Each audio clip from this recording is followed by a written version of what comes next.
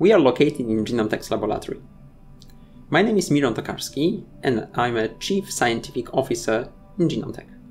In today's video, we are going to show you the whole analytical process of genetic analysis with Genomtec's kits that are based on isothermal nucleic acid amplification technology called LAMP. The tests are designed by our team and manufactured in Poland.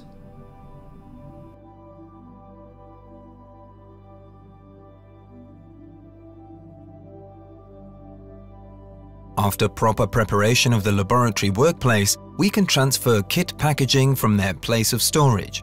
For example, the freezer, temperature allowing individual reagents to be defrosted. This process can be carried out at an ambient temperature or in a refrigerator. It is important, however, that the individual kit reagents are not exposed to excessive sunlight. While the reagents are thawing, we can program the real-time thermal cycler. Our tests utilize the most sensitive and specific detection technique, fluorescent signal detection. Additionally, usage of the latest generation of enzymes for pathogenic RNA detection allows execution of two distinct molecular processes. This is the reverse transcription and the amplification stage, simultaneously, which further shortens the time needed for analysis. The analysis process includes the obligatory state of genetic material amplification, carried out at a constant temperature in the range of 60 to 70 degrees Celsius, specific for each diagnostic kit. This stage takes 30 minutes, 30 cycles of 60 seconds, with fluorescent readout after each cycle, and for some tests, an additional melting analysis step. Here, you can see an example of assay protocol. Continuing, we proceed with designing the PCR assay microwell plate layout for the thermocycler, inputting location of assay controls, analytes, naming the diagnostic targets, and also setting up an appropriate fluorescent channels readout. These channels are indicated in the test manual. For this test, the readout takes place in the green channel, otherwise known as CYBER or FAM.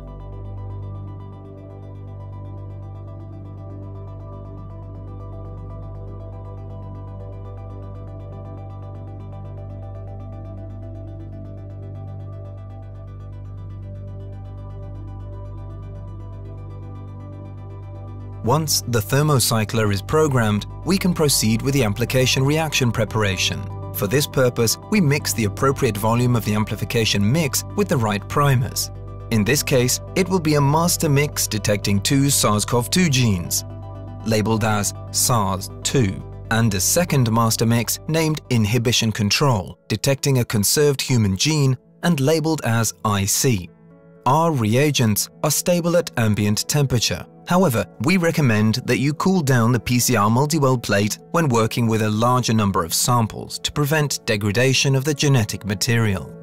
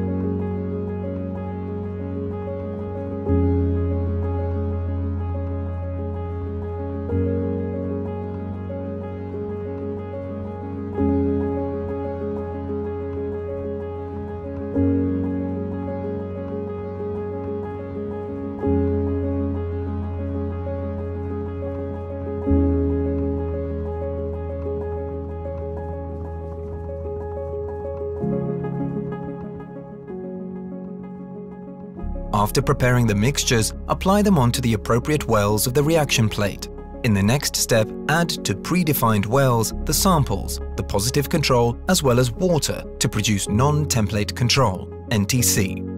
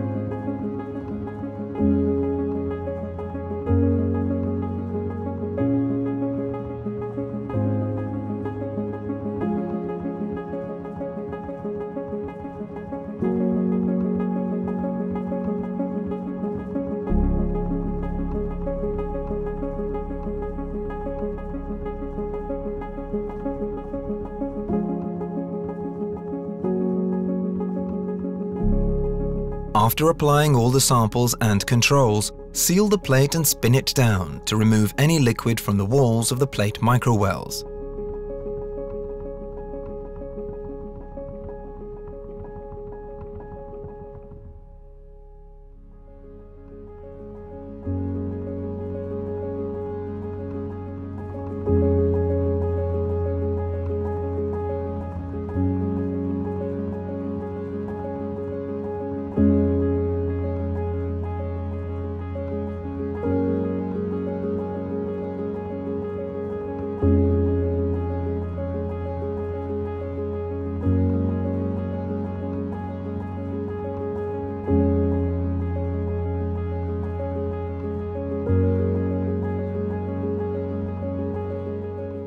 In the next step, we place the plate in the thermocycler and run the protocol.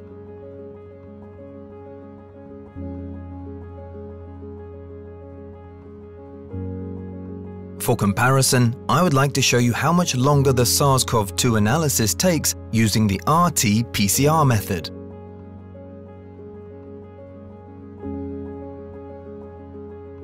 After completing the process, we can proceed with the results analysis. In the case of the lamp technique, the process is much simpler due to the enormous efficiency of amplification, and thus very clear differences in the level of fluorescence between negative and positive samples.